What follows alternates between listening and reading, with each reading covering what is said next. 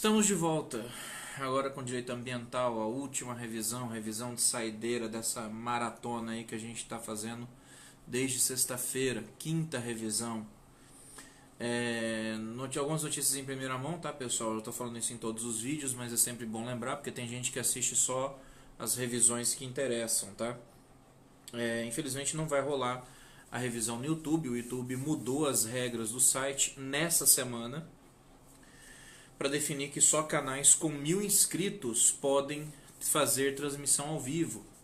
E o nosso canal ainda está lá com 391 inscritos, então a gente não consegue fazer transmissão ao vivo no YouTube mais. Então, infelizmente, enquanto a gente não chegar aos 1000 inscritos, a gente não vai poder fazer nada mais lá pelo YouTube, a não ser que eu grave e mande para lá, né? O que eu vou fazer depois, pessoal, que a gente terminar essas revisões, eu vou fazer o download dos vídeos aqui do Facebook para poder mandar para o YouTube. Só que a qualidade não vai ficar boa, já estou avisando vocês. Vai ficar com uma qualidade aí de uns 360 pixels, ou seja, a imagem vai parecer a imagem de uma batata poncã, mas fora isso, não tem muito o que fazer. Então assim, já se inscreva no canal lá no YouTube, é só pesquisar Rafael Chaya que vocês encontram. Se a gente chegar aos 1000 inscritos, a gente pode voltar a fazer as transmissões ao vivo lá no YouTube também. Também queria aproveitar a oportunidade de falar para vocês, viu? Quem está com um canal no YouTube bem legal é o professor Cláudio Guimarães. Para quem não sabe, o Cláudio ele tem lá um canal no YouTube bem legal. Ele inclusive fez um vídeo hoje fazendo uma brincadeira comigo, tá? Para revisão dele de Civil 7. Então quem quiser ver o Cláudio lá me zoando, dá um pulo no canal dele que ele fez um vídeo lá me dando uma sacaneada. Vocês podem pegar lá, viu? Revisão de ambiental. Notícia em primeira mão para vocês, o conteúdo, eu tinha marcado para vocês da parte de princípios até a parte de poder de polícia, né?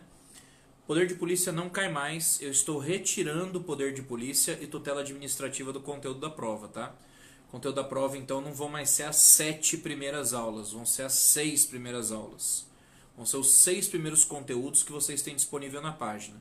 Ao invés de estudar 7 apostilas, vocês vão estudar 6 apostilas. Vai dar uma respirada aí, fica mais tranquilo para vocês poderem pegar melhor os conteúdos. Tutela administrativa e poder de polícia, eu estou jogando para P2, porque os conteúdos da P2 são mais curtos, são mais tranquilos, dá para acumular mais coisa e vocês vão ficar com muita coisa para estudar. Segundo aviso, tá? Segundo aviso, com relação à prova de ambiental tem consulta. Só que é consulta a legislação, então já pedi para vocês, levem a Constituição Federal, levem a Lei 9.605, porque ela que trata das infrações administrativas nos artigos 70 ou 76. Ah, mas o senhor falou que não vai mais cair tutela administrativa, mas é bom porque tem a questão da tutela penal também. E a 9.605 fala de tutela penal, então leva, faz o que eu estou falando. Levem também, por favor, as resoluções do CONAMA, a 00186, que é a que trata de estudo de impacto ambiental, e a 237 de 97, que é a que trata de licenciamento ambiental, e levem a Política Nacional do Meio Ambiente, a 6938 de 81, tá? Esses 5 vocês vão usar na prova. Se levar o Vadmecum e levar as 2 resoluções do CONAMA, você já está com tudo na mão. Mas levem, tá? Não vai poder emprestar do colega no dia da prova, já estou avisando.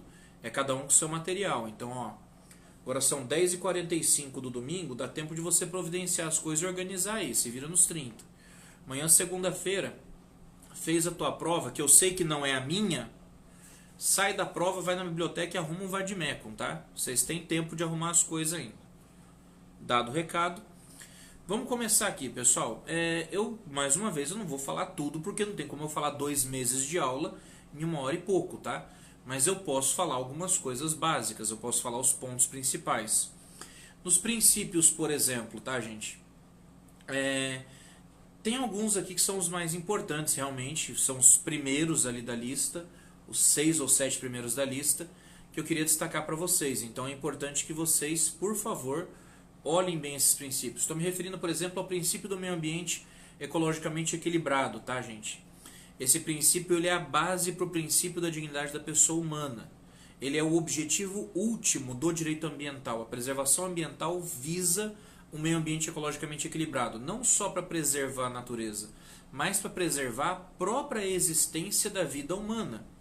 A dignidade da pessoa humana está diretamente relacionada com a ideia de um meio ambiente ecologicamente equilibrado, porque a dignidade da pessoa humana ela fala que todos temos direito a uma vida digna e saudável, e onde há dignidade e saúde num ambiente degradado. Esse é o ponto, tá? Também é importante o princípio da solidariedade intergeracional, tá? Aquele que estabelece que para assegurar o bem ambiental é uma obrigação das presentes e futuras gerações. As presentes e futuras gerações precisam igualmente trabalhar no sentido de preservar o meio ambiente. Isso é o princípio 2 da Declaração de Estocolmo, isso é o princípio 3 da Eco 92. Valeu, Francisco, obrigadão. 300 MB de internet fibra, né, filho? Se tivesse ruim, eu processava vivo. A gente aqui está investindo nisso agora. Nós vamos virar um professor que usa YouTube, porque eu já falei, youtuber não é gente. Mas continuando. Solidariedade intergeracional, pessoal. Está na Declaração de Estocolmo no princípio 2, está no princípio 3 da Eco 92 e foi regulamentada no artigo 225 da Constituição Federal e no artigo 1º-A do Código Florestal Brasileiro. Ou seja, o que mais a gente tem é dispositivos legais que trazem a base para esse princípio, que diz que a preservação ambiental é responsabilidade das presentes e futuras gerações. Então as futuras gerações também têm que preservar. Eu não posso ter aquele pensamento, eu vou morrer, vou preservar isso aqui para quê? Não, você tem a obrigação de preservar para o seu filho. Seu filho vai ter a obrigação de preservar para o seu neto e assim por diante.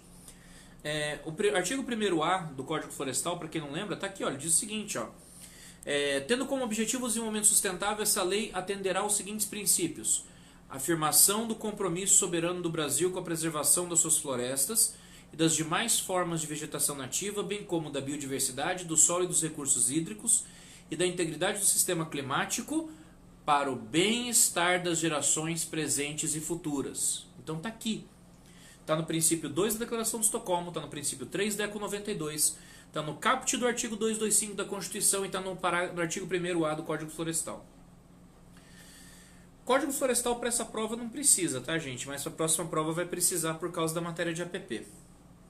Aí o outro princípio é o princípio da natureza pública da proteção ambiental, que também está no caput do artigo 225, tá? Esse princípio basicamente traz o protagonismo da proteção do meio ambiente para o poder público. É só você lembrar daquela máxima emprestada do direito administrativo que a gente usa no direito ambiental: primazia do interesse público sobre o individual. O que quer dizer com isso? Ele quer dizer que o poder público ele pode interferir em questões pertinentes ao meio ambiente, ele pode utilizar o poder de polícia para isso, só que essas interferências devem observar o interesse coletivo. Eu não posso interferir por interferir. Eu tenho que fazer uma intervenção que atenda ao interesse público. Do contrário, não é uma intervenção válida, tá, gente? Decorre da previsão constitucional que consagra o meio ambiente ecologicamente equilibrado como um bem de uso comum do povo. Isso também foi uma quebra de paradigma que a gente teve pré-Constituição de 88 e após a Constituição de 88. Antes da Constituição de 88 não havia essa preocupação tão grande com o meio ambiente, até porque o paradigma que havia é que exploração ambiental é sinônimo de desenvolvimento.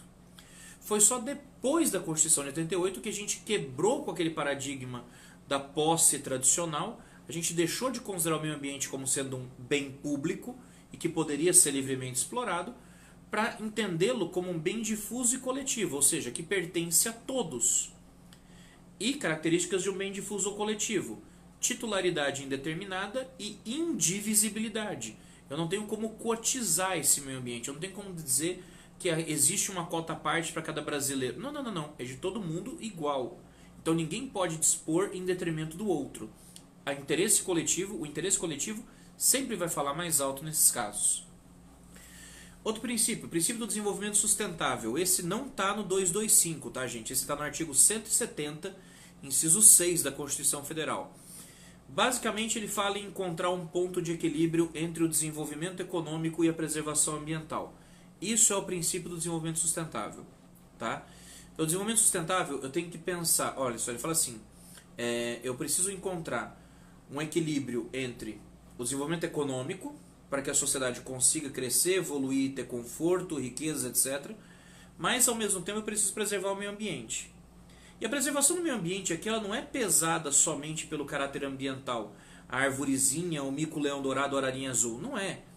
É porque o meio ambiente ele é um elemento necessário para a persecução da vida humana, ele é necessário para que exista a vida humana, e, ao mesmo tempo, ele é necessário para a existência da própria atividade econômica. Então, por exemplo, imagina a Coca-Cola, uma empresa de bebidas, que explora de forma insustentável os recursos hídricos. Em pouquíssimo tempo, a Coca-Cola mata a própria matéria-prima da sua atividade. Se a Coca-Cola não tiver uma atividade sustentável, eles vão fazer o quê? Vão vender coca em pó? Tá, tem gente que já faz isso, mas vocês entenderam a questão. Vocês entenderam a questão. Eu tenho uma atividade econômica que eu quero desenvolver, eu preciso desenvolver essa atividade de forma sustentável, para que eu possa garantir a permanência da minha própria atividade. E, ao mesmo tempo, o equilíbrio ecológico que possibilita a vida humana. 170, inciso 6, não esquece. Outro princípio importante, poluidor-pagador. Esse aí foi definido no artigo 10 da Política Nacional do Meio Ambiente, a 6938. Quem polui tem que pagar pelo impacto que causar. Simples assim. Quem causar danos ao meio ambiente responde pelos danos que causou. Ele não pode ser considerado um pagar para poluir, tá, pessoal? Não é isso. Mas é a responsabilização pelos impactos que são causados ao meio ambiente. Então, ele tem que reforçar o comando normativo. Ele vem para reforçar o comando normativo, no sentido de que aquele que polui vai responder pelo ato que praticou. E vai responder como? Com uma multa, com uma advertência, com a reparação do dano causado, podendo chegar inclusive a liquidação forçada, demolição do empreendimento, prisão dos responsáveis e por aí vai. Tem N situações que podem ser utilizadas aqui para tutela do meio ambiente, nós vamos chegar nesse tópico logo logo. Esse princípio tem que ser compreendido como uma internalização de custos, viu? Tem que ser entendido como uma internalização de custos. Aí, pessoal, um outro princípio... Olha, esses dois aqui vocês não podem esquecer. Não porque vai cair na prova, não é por isso. É porque eles são importantes mesmo. A base de praticamente metade do conteúdo de direito ambiental gira em torno desses dois princípios. Tá? Porque como a gente vai ver daqui a pouquinho, a tutela ambiental ela é majoritariamente preventiva. O foco do direito ambiental é preventivo. Isso é uma coisa que a gente já falou várias vezes em sala de aula. Por que ele é mais preventivo do que repressivo? Porque é mais fácil você evitar que o dano ambiental ocorra do que você tentar corrigir ele depois que ele aconteceu. Vide, por exemplo, Mariana e Brumadinho. Ocorreu o dano, beleza, vamos multar, vamos prender, vamos fazer escambau. Mas e para consertar o dano?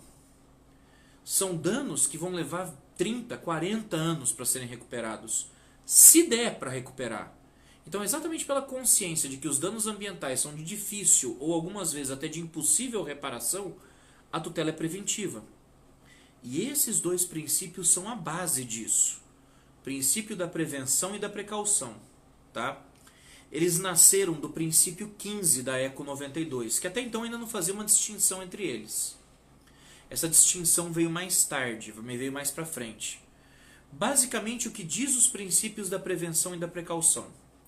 Eu tenho um empreendimento que pode causar danos ao meio ambiente. Para instalar esse empreendimento, eu obrigatoriamente terei de me sujeitar... Tá tendo um recado aqui? O que é isso?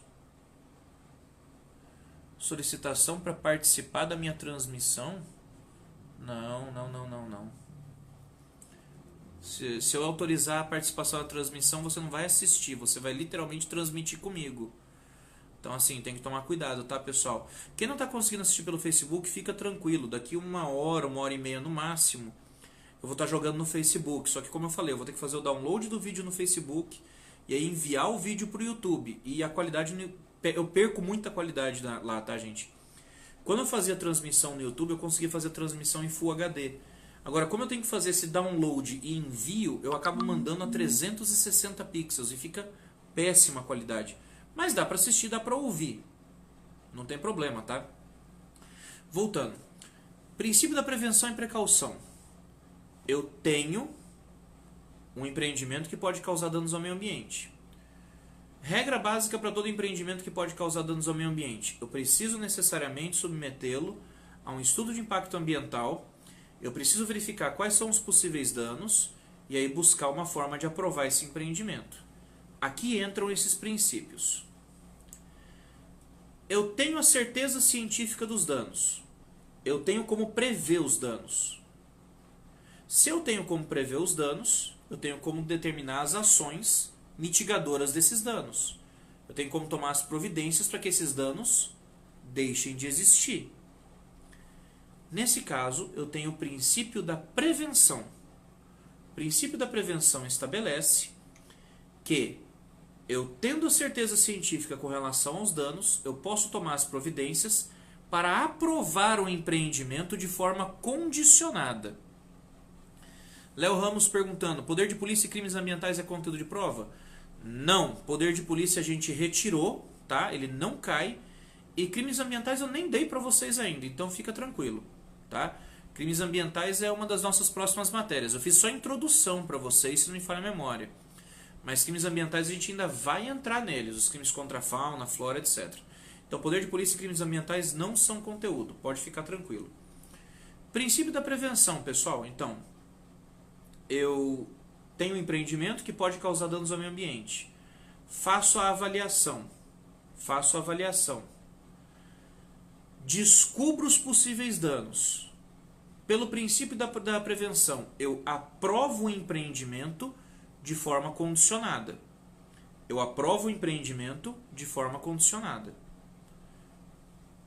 Olha, você pode fazer, mas você vai ter que fazer aqui uma unidade de tratamento de esgoto.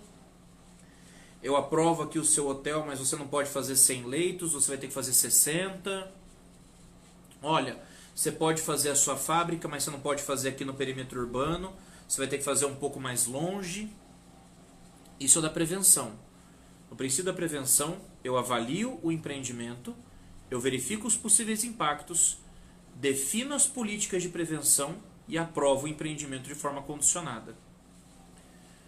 O outro lado da moeda é o princípio da precaução. Princípio da precaução. Eu tenho um empreendimento que pode causar danos ambientais. Eu faço a avaliação do empreendimento.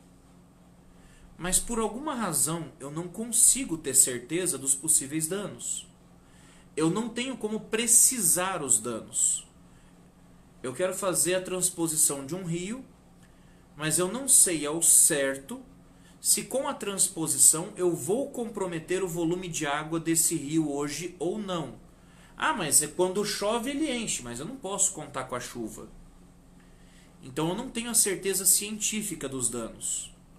Se eu não tenho a certeza científica, eu não posso determinar as políticas de prevenção. Se eu não tenho como determinar as políticas, então eu vou usar o princípio da precaução. Eu embargo a obra e não aprovo o projeto. Então olha a diferença de prevenção e precaução. Nos dois casos, eu tenho empreendimentos que causam danos ao meio ambiente.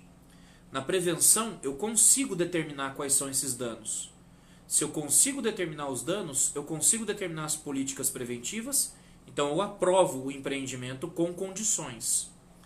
Na precaução, eu não consigo determinar os danos, então eu não sei ao certo o que fazer para evitá-los. Então é melhor eu me precaver. Eu vou embargar essa obra. Aqui é indúbio pró meio ambiente ou indúbio contra projetum. Na dúvida eu vou contra o empreendimento. Na dúvida eu vou contra o projeto. Eu só aprovo ele de forma condicionada quando eu tenho a certeza científica. No material que eu disponibilizei para vocês tem uma tabelinha com a diferença entre os dois. Recomendo muito a leitura, tá, gente? Entendam esses dois princípios, porque eles são essenciais, gente. Eles são fundamentais. Aí a gente tem o princípio da participação, já não é tão importante, tá? É para falar que sempre que houver uma questão pertinente ao meio ambiente, a sociedade pode participar, principalmente aí por meio de audiências públicas. Tem o princípio da transversalidade, também não é tão importante, aquele que diz que o direito ambiental ele conversa com várias áreas do direito civil, penal, tributário, etc. Isso é fato. Até o conceito de poder de polícia ambiental é emprestado do artigo 78 do CTN, para quem quiser ver, do Código Tributário Nacional. O princípio da cooperação internacional é a ideia de aldeia global, todos os países têm que colaborar entre si na preservação do meio ambiente. Aí é por isso que a gente tem, por exemplo, acordos como o Tratado de Paris, o Protocolo de Quioto, entre vários outros. Princípio da função socioambiental da propriedade está no artigo 186 da Constituição Federal, também não é um princípio que a gente vai focar muito nessa prova. A gente vai falar muito desse princípio na P2, no conteúdo de APP e reserva legal. Então, assim, dos princípios mesmo, os mais importantes são aqueles primeiros que eu falei para vocês, até prevenção e precaução. Os outros já não são tão importantes para essa prova, tá? eu me concentraria mais na primeira parte. Aí depois do conteúdo de princípios, né, a próxima aula é a que fala das fontes do direito ambiental e dos fundamentos constitucionais. Com relação às fontes, eu particularmente destacaria para vocês duas fontes materiais que eu acho importantes, que são os movimentos populares e as descobertas científicas, porque não tem algo muito parecido com elas em outros ramos do direito. No direito ambiental, uma descoberta científica, por exemplo, substância tal causa impactos ambientais. Essa descoberta já é suficiente para editar uma lei. Então ele meio que quebra um paradigma aí das fontes tradicionais do direito. E os movimentos populares, eles também representam bem isso na prática, né? A gente viu, por exemplo, aí movimentos ganhando força na internet nos últimos 2 anos com relação a maus tratos a animais por conta de vídeos que andaram vazando no Facebook. De gente maltratando cachorro, abandonando cachorro, enterrando cachorro, jogando cachorro da sacada. O que aconteceu? Os movimentos sociais de proteção aos animais começaram a ganhar força nas redes sociais, o que motivou inclusive a apresentação de projetos de lei que tornam mais graves os crimes de maus tratos a animais. Esses projetos tramitam hoje no Brasil. Então os movimentos populares, as descobertas científicas são fontes do direito ambiental. Como são fontes aí diferentes das outras que a gente vê em outros ramos do direito, vale a pena você estudar essas duas. E aí com relação aos fundamentos constitucionais do meio ambiente, pessoal, que é o artigo 225, William Caetano pergunta: professor, os movimentos populares e descobertas são fontes materiais? Eu tenho anotado no meu caderno como formais, fiquei na dúvida. William, são materiais, gente. Asseguro para você que são fontes materiais. Tá aqui, ó. Vamos ver se vocês conseguem ver. Acho que vai aparecer espelhado aí para vocês. Mas olha a minha colinha ali, ó. Fontes materiais, ó, movimentos populares e descobertas científicas, tá? Tá no conteúdo que eu disponibilizei na página para vocês, tá? Toma cuidado aí. As fontes formais são outras, tá? Os costumes e por aí vai. Toma cuidado, isso está no conteúdo que eu disponibilizei para vocês. Ô, tosse miserável. No fundamento constitucional, pessoal, o artigo 225, é só vocês lerem, tá? Não tem muito segredo não. Mas tem um ponto que eu julgo que seja muito importante, tá?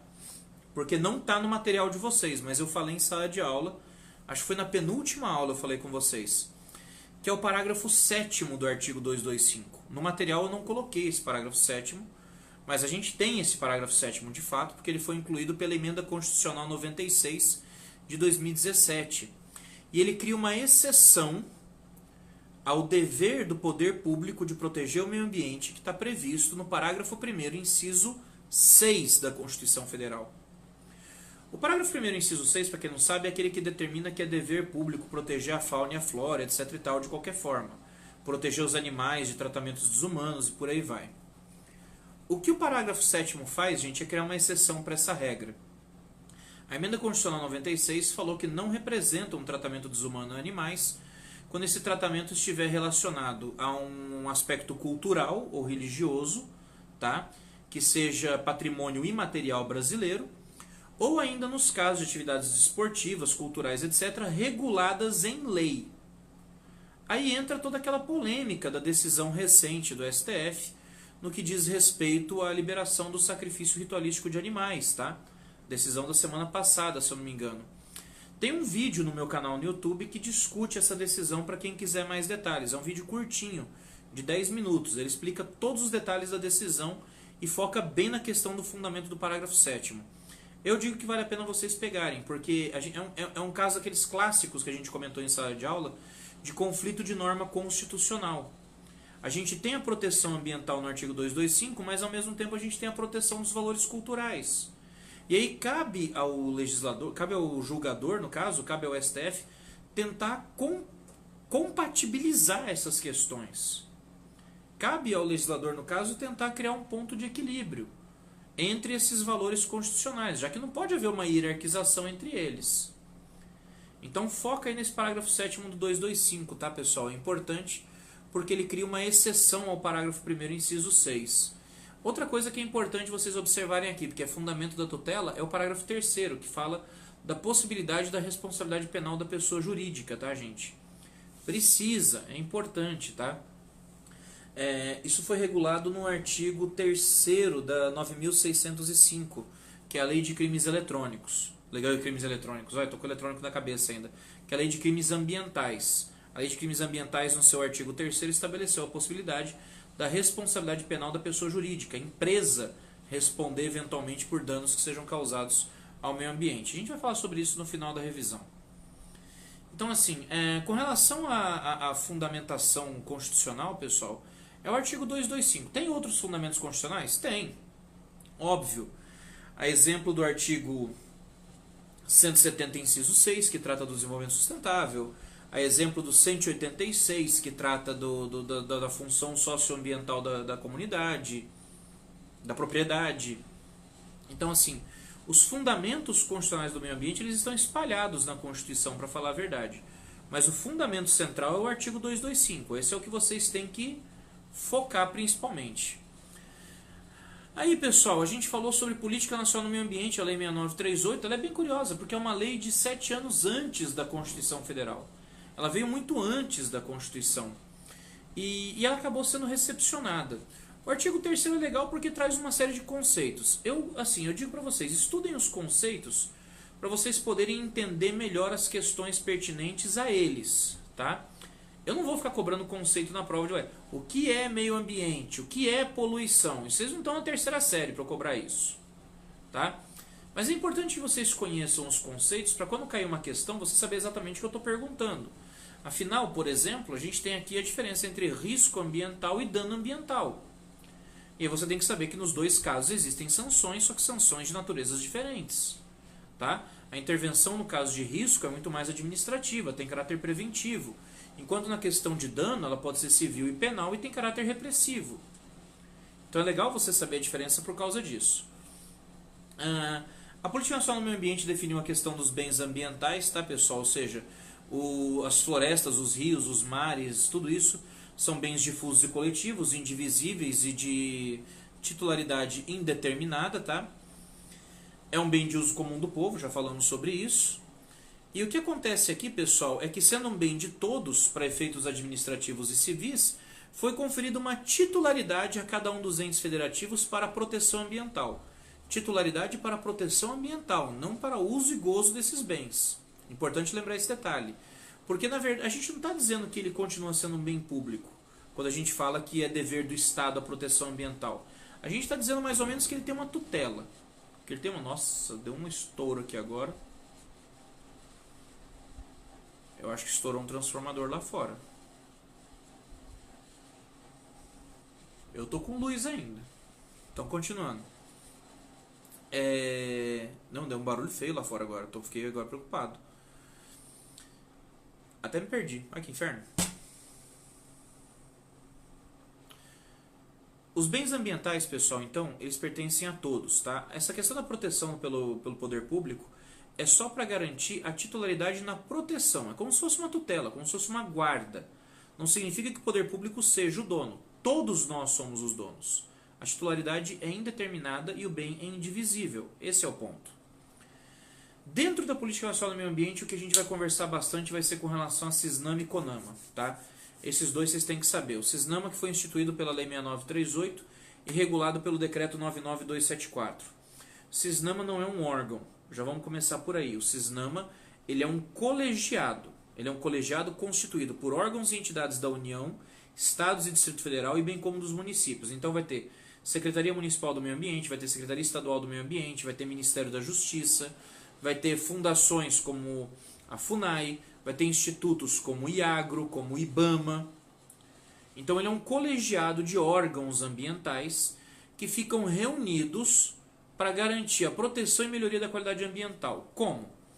Definindo políticas emanadas pelo CISNAMA que serão adotadas de forma regionalizada pelos entes que compõem esse sistema. Então o CISNAMA ele vai lá, tá? Observado o acesso à informação, ou seja, a população pode participar desses debates.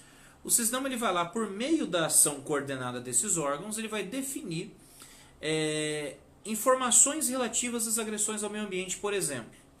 Ele vai trazer normas e padrões ambientais que devem ser observados por cada membro do CISNAMA.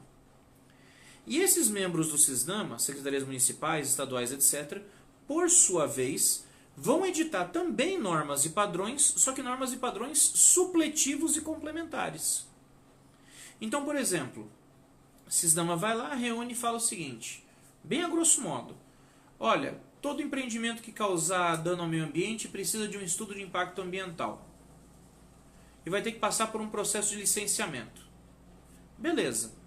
Então eu já estabeleci que tem que ter um processo de licenciamento. O CISNAMA, por meio do seu órgão deliberativo, que é o CONAMA, vai fazer ali uma resolução que vai trazer as linhas gerais do licenciamento ambiental. No caso, o CONAMA tem a resolução 23797. Os estados e municípios pegam essas linhas gerais e definem normas suplementares, de acordo com a sua necessidade. Por exemplo, imagine que eu queira fazer uma fábrica de celulares, uma fábrica de roupas, sei lá, uma fábrica. E eu quero fazer essa fábrica em duas localizações distintas. Eu quero instalar uma em São Bernardo do Campo, no ABC Paulista, e a outra eu quero levar para a Zona Franca de Manaus.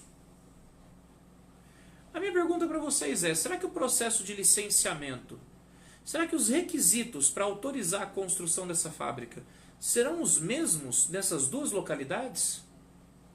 As linhas gerais são as mesmas, da Resolução 237 de 1997. Mas as normas regionalizadas com certeza vão ser diferentes. A instalação de uma fábrica no ABC Paulista vai ter muito menos requisitos do que uma na Zona Franca de Manaus, que fica no meio do coração da Amazônia. Se fosse fácil instalar uma fábrica na Zona Franca de Manaus, estava todo mundo lá. Só que não é fácil, os requisitos são dificílimos. Então, permita essa regionalização para que cada ente federativo possa trazer as suas normas suplementares e, dessa forma, consiga complementar a norma geral para atender os seus interesses locais. Lembra, pessoal, o Brasil tem o tamanho de um continente. A gente tem vários dos principais biomas do mundo estão aqui no Brasil. Floresta Amazônica, Mata Atlântica, Cerrado, Mangue, Chapada, está tudo aqui. Então, cada um tem as suas características próprias e cada um exige um tipo de ação diferenciada para preservação. Daí a importância da regionalização das ações. Os órgãos seccionais, esses órgãos seccionais são as secretarias municipais, secretarias estaduais, etc. Tá? Eles também prestam informações ao CISNAMA com relação aos planos de ação e aos programas de execução que estão consubstanciados em relatórios anuais. Então, todo ano, por exemplo, cada estado vai mandar um relatório ambiental lá para o CISNAMA. Tá? Mato Grosso do Sul faz um relatório completo das condições do meio ambiente aqui no Mato Grosso do Sul. São Paulo manda o seu relatório ambiental, Rio de Janeiro manda seu relatório ambiental, todos os estados mandam seus relatórios. O que vai acontecer? Esses relatórios vão todos para o Ministério do Meio Ambiente depois. Manda para o CISNAMA pegou, pelos seus órgãos seccionais, manda tudo para o Ministério do Meio Ambiente. Chega no Ministério do Meio Ambiente, o que eles fazem? Consolidam um relatório anual da situação do meio ambiente no Brasil. E esse relatório anual vai ser publicado e submetido à consideração do CONAMA, que é o órgão deliberativo do CISNAMA. Então, o CISNAMA determina o envio dos relatórios pelos órgãos seccionais. Esses relatórios vão ser encaminhados ao Ministério do Meio Ambiente, que consolida um relatório anual, que é entregue para o CONAMA. O CONAMA vai fazer a publicação e vai fazer as suas considerações acerca do mesmo. Tá? Vai ser publicado e submetido à consideração do CONAMA. E o que é o CONAMA? O CONAMA, tá, como a gente já falou, ele é um órgão consultivo e deliberativo ligado ao Sistema Nacional do Meio Ambiente. Ele tem várias funções. As principais são editar normas e critérios de qualidade ambiental. Então, por exemplo, quando a gente fala de normas e critérios de estudo de impacto ambiental, quem faz isso é o CONAMA. Quando a gente fala de normas e critérios de licenciamento ambiental, quem faz isso é o CONAMA. Quando a gente fala de normas de qualidade do ar, quem faz isso é o CONAMA. Quando a gente fala de normas de qualidade da água, quem faz isso é o CONAMA. Quem fala sobre índices de poluição sonora, quem faz isso é o CONAMA. Porque o CONAMA ele é multidisciplinar. Ele tem uma estrutura feita com câmaras recursais e grupos de trabalho e grupos setoriais, etc. Tem toda uma estrutura que define uma divisão de trabalhos que permite fazer um estudo detalhado dessas questões. Então, a primeira das competências do CONAMA é exatamente ditar normas e critérios de licenciamento e qualidade ambiental. Essa é a regra, a primeira função do CONAMA. A segunda é ser a última instância recursal para multas ambientais aplicadas pelo IBAMA. O IBAMA te aplicou uma multa, você pode recorrer lá a um Conselho Estadual do Meio Ambiente. Se o Conselho Estadual recusar, você apela para o CONAMA, que é o Conselho Nacional do Meio Ambiente. Ele é a última instância para você recorrer, tá? O CONAMA é o órgão consultivo e deliberativo do CISNAMA. Então, para que ele serve? Ele serve para assessorar, estudar e propor ao governo as linhas de direção que devem tomar as políticas governamentais para exploração e preservação do meio ambiente. Então, assim, via de regra, ele pode deliberar. Se forem questões simples, administrativas, de poder de polícia, ele vai lá, edita uma resolução e pronto. Normas de licenciamento, por exemplo, regras de estudo ambiental, de estudo de impacto ambiental, por exemplo, isso o próprio CONAMA pode fazer. Agora, quando é uma questão mais delicada, tipo, olha, preciso mudar a lei, preciso de um novo código florestal, ou preciso rediscutir os crimes ambientais, ou preciso editar uma lei que regule a nossa participação no protocolo de Kyoto ou no Tratado de Paris.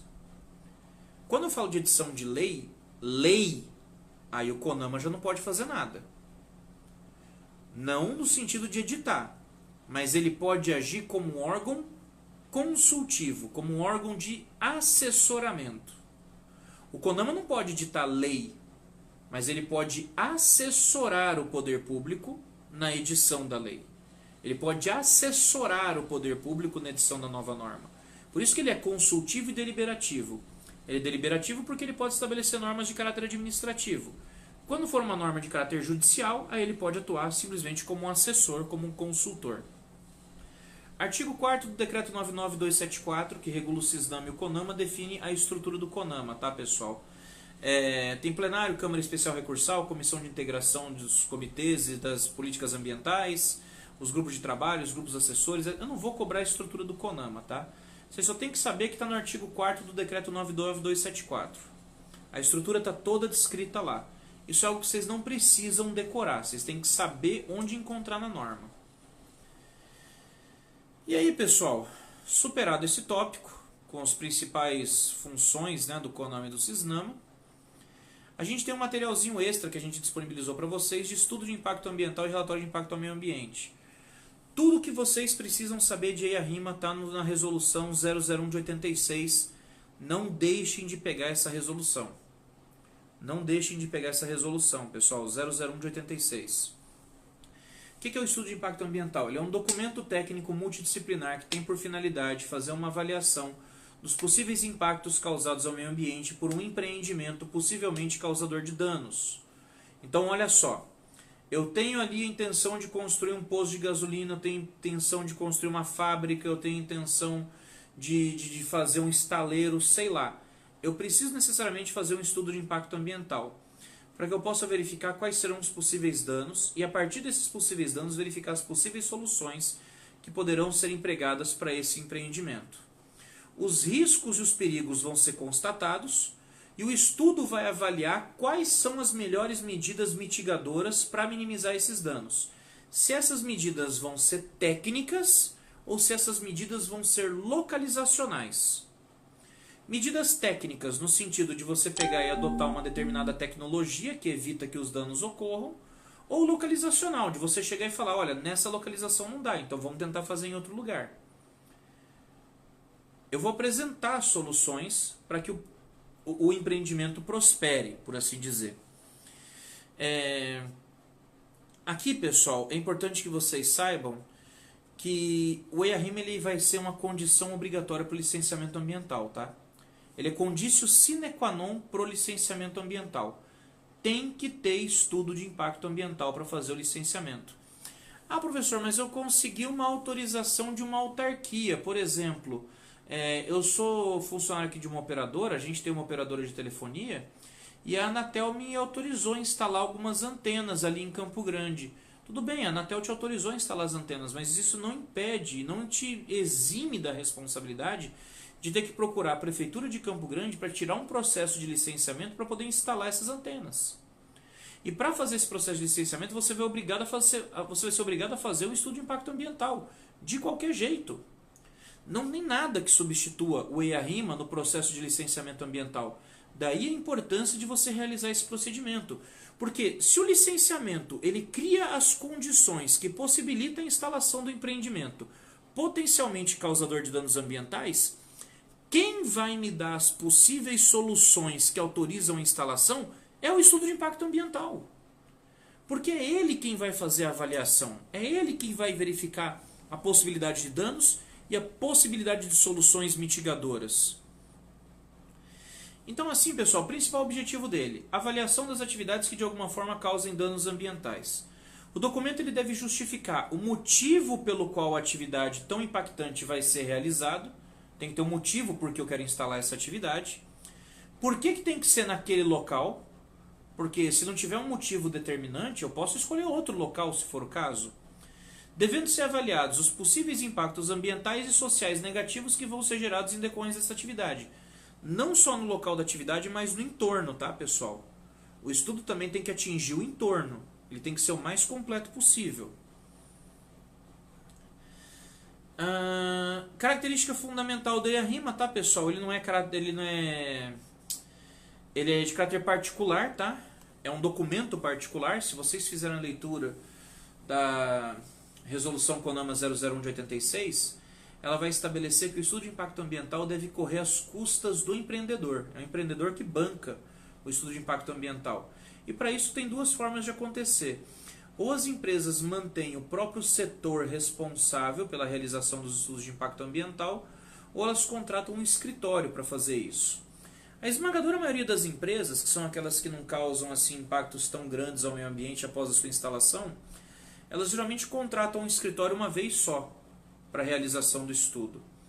Uma Coca-Cola da vida, uma Nestlé, etc. Vai instalar a fábrica, contrata um escritório, vai lá, faz estudo de impacto ambiental e pronto. Agora, tem empresas que constantemente necessitam de estudos de impacto ambiental. Que os estudos de impacto ambiental precisam ser apresentados com frequência. Aí, geralmente, elas têm um próprio setor responsável dedicado para isso. É o caso das mineradoras, uma Vale do Rio Doce, por exemplo, que sempre que vai instalar uma nova unidade extrativista, precisa fazer um novo estudo de impacto. Sempre que vai modificar a produção, sempre que vai ampliar a produção, tem que fazer um novo estudo de impacto. Sempre que vai estabelecer um novo nível para barragem de rejeitos, tem que fazer um estudo de impacto. Aí para essas empresas fica mais barato manter um setor próprio para isso, tá, gente? Em que hipóteses que eu vou entrar com o estudo de impacto ambiental? Quando que eu entro? A gente já falou, sempre que a atividade causa impactos ao meio ambiente. Tá, mas que atividade que causa impacto ao meio ambiente? Se você tiver alguma dúvida, pega o artigo 2º da Resolução CONAMA 001 de 86. Ele tem um rol exemplificativo de várias atividades que causam impacto ambiental e em que é necessária a realização do EIA-RIMA. Estou falando de coisas como estradas de rodagem com 2 ou mais faixas de rolamento, estou falando de ferrovia, estou falando de porto e terminal de minério, petróleo, produtos químicos, estou falando de oleoduto, gasoduto e mineroduto, estou falando de troncos coletores, estou falando de emissários de esgoto sanitário e por aí vai. É importante só vocês saberem que aquela relação que está no artigo 2º da 001 de 86, ela é exemplificativa, ela não é taxativa, tá? Isso se dá ao fato de que o próprio legislador, o próprio membro do CONAMA, ao estabelecer aquela relação, ele sabia que ele não tinha como prever em 1986 toda a miríade de atividades causadoras de danos ambientais, deixando a possibilidade em aberto na parte final do artigo, dizendo que qualquer outra atividade, presente ou futura, que pudesse causar danos ambientais, também teria que ter necessidade de um estudo de impacto ambiental. Como acontece, por exemplo, quando a gente vê a questão das usinas solares, as usinas eólicas, que são usinas de energia limpa, mas que também causam impactos ambientais, não se enganem. Elas também causam impactos ambientais. A elaboração, a gente já falou, ela vai ser feita por profissionais das empresas ou de escritórios contratados. Eita tosse. Mas quem vão ser esses profissionais? Quem vão ser esses profissionais? Bem, ela é multidisciplinar. Então você vai ter vários tipos de profissional, na verdade, elaborando estudo de impacto ambiental. Você vai ter engenheiro sanitarista, você vai ter biólogo, você vai ter engenheiro civil, você vai ter engenheiro agrônomo, você vai ter gente da área jurídica, você vai ter todo tipo de profissional. envolvido na elaboração desse estudo. E o interessante é que esse estudo ele é um estudo técnico, ele é um estudo bem complexo, ele é um estudo difícil de ser compreendido por um cidadão comum. Então, não dá muitas vezes para você entender a linguagem que está sendo usada ali, porque ela é uma linguagem técnica, ela usa expressões técnicas, usa critérios técnicos de avaliação, o que torna um pouco difícil a compreensão. É exatamente por isso que o EIA, o Estudo de Impacto Ambiental, vem acompanhado do RIMA, que é o Relatório de Impacto do Meio Ambiente. O Relatório de Impacto do Meio Ambiente é o documento que reflete as conclusões do Estudo de Impacto Ambiental, ele é a síntese do Estudo de Impacto Ambiental. E ele deve contemplar no seu conteúdo os requisitos que estão no artigo 9 da Resolução 001 de 86. Ou seja, coisas como a descrição do projeto, as alternativas tecnológicas e locacionais, a síntese dos resultados e dos diagnósticos ambientais da área de influência, a descrição dos prováveis impactos ambientais, quais vão ser as providências que vão ser tomadas, como as providências vão ser tomadas, como vai ser feita a fiscalização, o acompanhamento, a coleta de dados e o tratamento desses dados. Ou seja, o relatório de impacto ambiental vem para trazer uma síntese inteligível do estudo de impacto ambiental e, além de trazer essa síntese, já vai trazer as soluções, como as soluções vão ser aplicadas, como vai ser a fiscalização das soluções e como vai ser o acompanhamento dessas soluções por meio de coleta e tratamento de dados. Todas as informações têm que ser apresentadas para que eu consiga realizar o processo de licenciamento, tá, gente? A finalidade do RIMA é justamente fornecer, cara, uma informação clara ao órgão ambiental e à população interessada sobre o conteúdo do EIA-RIMA. Então, assim, o RIMA ele vem para trazer as informações de forma clara, já que o estudo, como eu falei para vocês, ele é manifestamente técnico, ele usa uma linguagem que não são todas as pessoas que vão entender. E essas informações elas podem ser literalmente desenhadas, elas podem ser traduzidas em mapas, cartas, gráficos, quadros, técnicas de comunicação visual, o que for, para tornar de fácil compreensão as informações que constam naquele estudo. Esse é o objetivo do RIMA, fazer aí uma ponte entre os órgãos ambientais, a população, e o estudo que foi elaborado por um corpo multidisciplinar de profissionais, para que os primeiros, o poder público e a população, consiga compreender de fato a extensão dos danos que poderá ou não ser causada em razão do empreendimento. E tudo isso para quê? Para levar o processo de licenciamento ambiental. Licenciamento ambiental não tem grandes segredos, ele é bem simples, tá, pessoal? Ele é reflexo direto do poder de polícia, ele é uma forma que o poder público tem de interferir diretamente na propriedade. Não no sentido de limitar o uso da propriedade, mas de conformar o empreendimento às normas ambientais.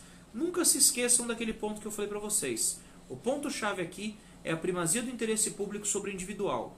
Então, o objetivo do licenciamento ambiental é garantir que você possa estabelecer o seu comércio, você possa estabelecer a sua fábrica, você possa trazer o seu empreendimento, mas que você o faça observando as normas do meio ambiente, para que você não desenvolva uma atividade de forma insustentável. Ah, é por causa da arvorezinha, por causa do macaquinho. Não, é porque o seu empreendimento ele precisa ser sustentável para poder se manter. Não adianta eu usar uma metodologia insustentável para o meu empreendimento e colocar em xeque o meu próprio empreendimento a longo prazo. Eu tenho uma fábrica de palito de dente. Vou sair cortando tudo quanto é árvore. Tá, e depois acaba a madeira. Você vai fazer palito do que, gênio? De plástico? Tá todo mundo querendo queimar quem usa canudo e você quer usar plástico para palito? Você tem que pensar uma forma sustentável. E aí essas formas sustentáveis são apresentadas no processo de licenciamento. O licenciamento ele é necessário para você conseguir aprovar o projeto, a instalação e a operação de um empreendimento que seja potencialmente causador de danos ambientais, tá, gente? Trata-se então aqui, ó, segundo foi o Fiorilo, vou pedir licença aqui, ó. É um procedimento administrativo que tramita perante órgãos ambientais e que tem por objetivo estabelecer condições e requisitos para o exercício de uma atividade ou empreendimento que possa causar danos ambientais. Então, basicamente, é uma forma que você tem de condicionar os empreendimentos para que eles funcionem, observando princípios como o desenvolvimento sustentável. Ó, você quer fazer um hotel à beira-mar? Beleza, só que é o seguinte, você não pode fazer mais de 3 pavimentos, você vai ter que pensar numa forma de tratamento de esgoto, você não vai poder soltar esse esgoto in natura, você tem que pensar no acesso do seu empreendimento para os seus clientes. Você vai ter que pensar na questão do barulho, como é que você vai fazer o tratamento acústico aqui. Eu preciso pensar nas condições do empreendimento para que o empreendimento seja ecologicamente adequado. Ah, isso é burocracia. Não, não é burocracia por burocracia. É o que eu falei. Quando a questão é ambiental, meu amigo, é primazia do interesse coletivo sobre o individual. Eu não vou evitar o cara de empreender, eu não vou proibir o cara de empreender, mas o mínimo que eu espero é que, ao empreender, ele não faça isso às custas da preservação do meio ambiente, que é um bem que pertence a todos. Simples assim. Isso é uma questão lógica. Então, pessoal, as intervenções sobre o meio ambiente são submetidas ao controle do poder público, que vai fazer isso através do poder de polícia, tá? É a tutela ambiental administrativa. A administração pública que vai estabelecer as condições e os limites para que esse empreendimento possa funcionar de alguma forma. Quem regulamenta o licenciamento ambiental é a Política Nacional do Meio Ambiente no seu artigo 9º, tá?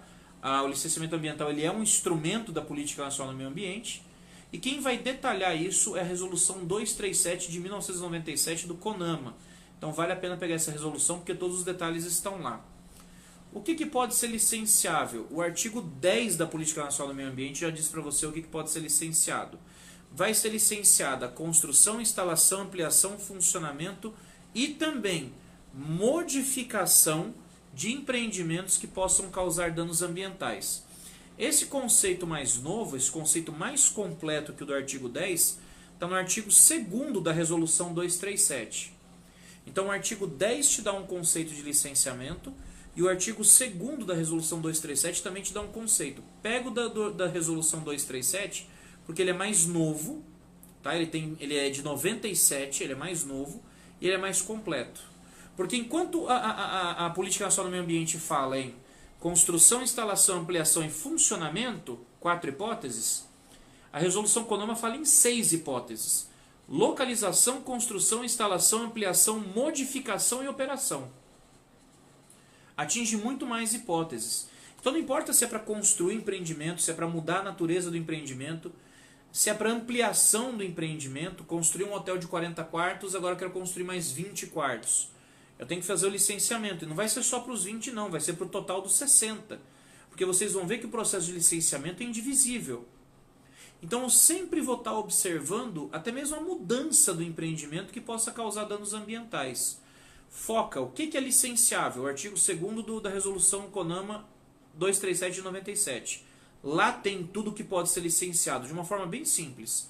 Localização, construção, instalação, ampliação, modificação e operação de qualquer empreendimento ou atividade que possa causar degradação ao meio ambiente. Isso vai ser objeto de licenciamento. Ponto. Como eu falei, requisito fundamental é a rima, tá, gente? E o licenciamento ele é obrigatório para a instalação de atividades causadoras de impacto ambiental. Nada substitui o processo de licenciamento, nem mesmo uma autorização do poder público. Lembra daquele exemplo das antenas que eu falei para vocês lá?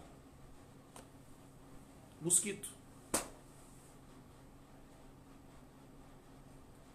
Ô, criatura infernal. Lembra daquele exemplo das antenas de telefonia que eu passei para vocês, tá, pessoal? Natureza jurídica da licença ambiental. Atenção a esse detalhe. Porque quando a gente fala que a licença ambiental é um procedimento administrativo que permite ao Estado estabelecer meios de controle e limitação dos empreendimentos causadores de dano. Beleza, então eu estou falando que a licença ambiental é uma licença administrativa. Não. E por que não é, pessoal? Porque a licença administrativa ela tem caráter permanente. E a licença ambiental é marcada pelo signo da precariedade. Ela pode ser revogada a qualquer momento. Apesar do nome licença, da licença ambiental, ela não é uma licença administrativa, ela é uma autorização. Então atentem-se a esse detalhe, tá, pessoal? Apesar do nome licença ambiental, a licença ambiental não é uma licença administrativa, ela é uma autorização, porque ela é marcada pelo signo da precariedade, ela pode ser revogada a qualquer momento. Isso é importante vocês saberem. Tem, inclusive na aula que eu disponibilizei para vocês, tem uma tabelinha que diferencia licença de autorização, tá? Vale a pena vocês darem uma olhada. Espécies de licenças, são 3 licenças fundamentais, tá, pessoal? Licença prévia, licença de instalação e licença de operação.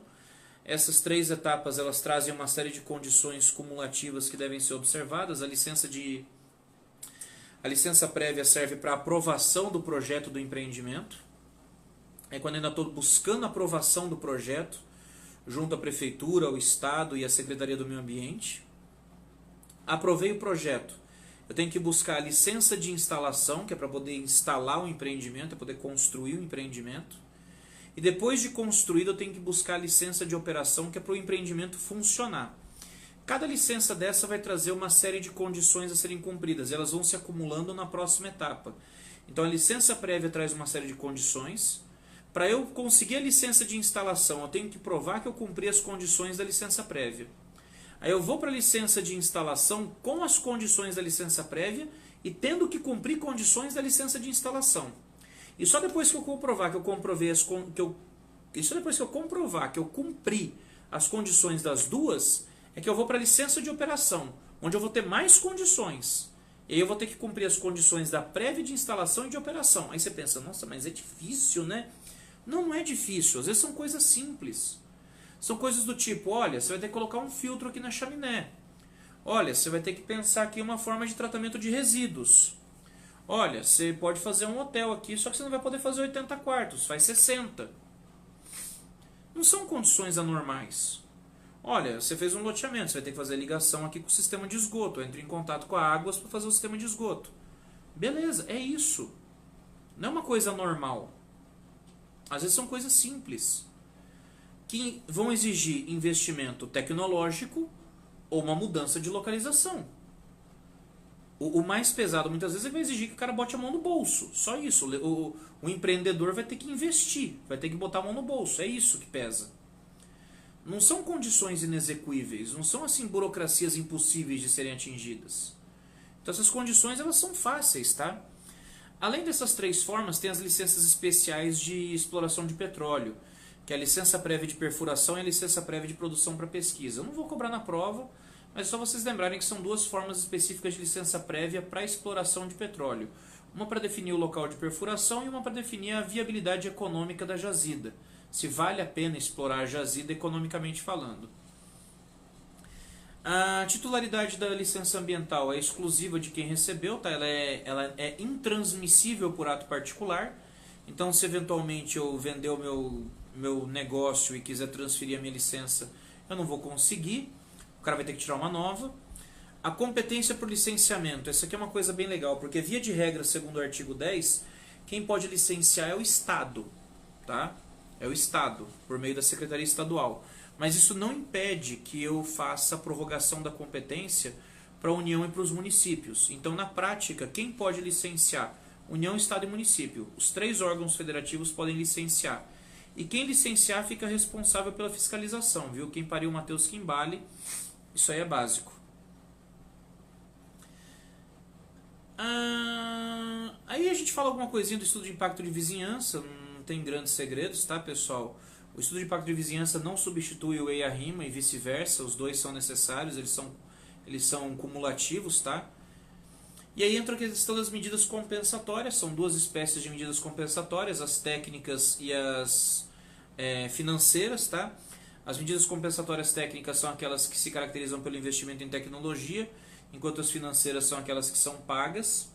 Aí entra aquela questão das câmaras arbitrais, né, as câmaras de compensação ambiental, elas é que vão definir esse valor que vai ser pago.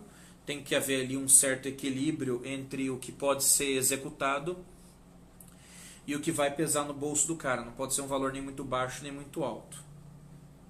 Todos esses detalhes assim estão na aula que a gente passou para vocês, são coisas que a gente falou em sala de aula. Não tem grandes segredos. O objetivo da revisão é só bater nos pontos de polêmica, de dúvida, tá, gente? Esses aqui não tem tantas dúvidas, tá? É só ler o material que está tudo explicado lá para vocês. O mais importante é saber ali com relação à questão do valor total da compensação que vai ser fixada. As câmaras de compensação, segundo a resolução CONAMA 001 de 86, podem fixar o valor no mínimo em 0,5% do valor total do empreendimento. Mas me alertaram que parece que foi declarada inconstitucionalidade desse valor mínimo. Eu fiquei de pesquisar isso. Como eu ainda não encontrei a resposta, pessoal, e está muito em cima para eu fazer a mudança, eu por bem decidi não fazer cobrança disso aqui na prova, até que eu confirme se a questão realmente se tornou inconstitucional ou não, para evitar confusão, tá, gente? Assim que eu tiver a confirmação, eu passo a informação atualizada para vocês. E aí, por fim, a questão das tutelas, tá, gente? Como eu falei, eu vou deixar a tutela administrativa de fora. Os pontos principais aqui que eu tenho para falar para vocês são só dois, tá? Com relação à tutela civil do meio ambiente, é a mesma da responsabilidade civil tradicional que vocês já conhecem, do artigo 186. A diferença é que a tutela civil ambiental ela vai ser feita na teoria objetiva, tá? Com esteio no risco integral. Então a pessoa sempre vai ser responsável pelos danos ambientais, independentemente do dolo e culpa. E a única exceção para a responsabilidade ambiental pela teoria do risco integral que a gente tem aqui, objetiva, né? A única exceção vai ser nas hipóteses de responsabilidade civil do Estado por omissão. No caso da responsabilidade civil do Estado por omissão, a responsabilidade vai ser subjetiva, é preciso comprovar a negligência do poder público, tá? Então, tutela civil do meio ambiente, regra geral, teoria objetiva, responsabilidade objetiva, com foco na teoria do risco integral, tá? É sempre responsável, ponto final. Eu tenho uma reserva legal, caiu um raio, pegou fogo nessa reserva. Eu sou proprietário, eu que vou ter que resolver o problema. Pô, mas caiu um raio, é caso fortuito, é força maior, não interessa. Eu que respondo e ponto final, não posso lavar minhas mãos. Falar, caiu um raio, São Pedro que resolva. Não, não é assim que funciona. Teoria do risco integral para todas as hipóteses de responsabilidade ambiental, exceto nos casos de responsabilidade civil do Estado por omissão. Aí, nesse caso, é teoria subjetiva, eu preciso comprovar a negligência para poder comprovar a responsabilidade. E o outro ponto que é interessante a gente falar é da responsabilidade penal ambiental, gente, que é a previsão da responsabilidade penal da pessoa jurídica. Antigamente a gente usava o princípio da dupla imputação, que dizia que a empresa seria responsável, bem como o seu representante legal, processos separados para os dois. Só que em 2015, 2016 ou 2014, eu lembro, foi entre 2014 e 2016, o STF declarou a inconstitucionalidade do princípio da dupla imputação, passando a prever a responsabilidade da empresa e dos seus responsáveis no mesmo processo. Não precisa ter dois processos para tratar do mesmo assunto. Faz tudo num processo só e ponto final. É legal porque as pessoas falam assim, mas como é que uma empresa vai responder criminalmente? Ué, respondendo, teoria geral das penas fala que as penas podem ser privativas de liberdade, de restritiva de direitos ou de multa. A empresa, no caso, pega uma restritiva de direitos ou multa, ora as bolas. A empresa pode pegar multa, a empresa pode ser condenada a fazer a reparação do dano causado, a empresa pode sofrer liquidação forçada ou até mesmo a demolição do empreendimento. Nos casos dessas sanções mais graves, que é o caso da liquidação forçada e da demolição do empreendimento, geralmente essas penas são voltadas para aquelas pessoas jurídicas que são criadas com a finalidade específica de causar danos ambientais. Uma madeireira clandestina, por exemplo, tá? Decreta-se a liquidação forçada, perda de bens e valores e, consequentemente, a demolição do empreendimento. Então aqui, pessoal, é possível você penalizar criminalmente uma empresa, tá? A diferença é que as penas elas vão ser penas diferentes das privativas de liberdade, vão ser penas voltadas de fato ali à responsabilização da empresa, tentando mesmo com a punição, um caráter educativo, no sentido de fazer com que não haja reincidência e evitando que outras empresas repliquem aí esse comportamento errático. Tá frio pra cacete já. Esse comportamento errático que ela pratica, que ela comporta no seu agir no dia a dia.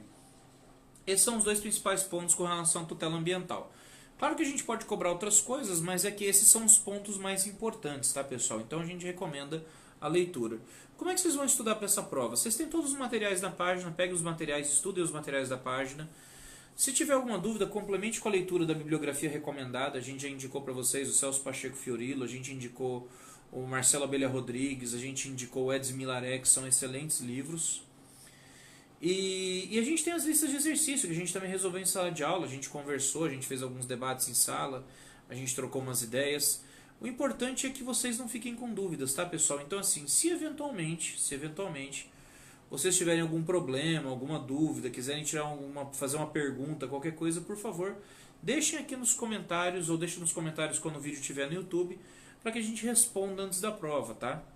O importante é vocês irem fazer a prova com a tranquilidade de que vocês sabem o conteúdo que vai ser cobrado. Não vai cair nada que a gente não tenha falado em sala de aula, isso eu asseguro para vocês. Então o que a gente pede tão somente é que vocês tirem todas as dúvidas antes da prova, para evitar quaisquer problemas na avaliação. Beleza?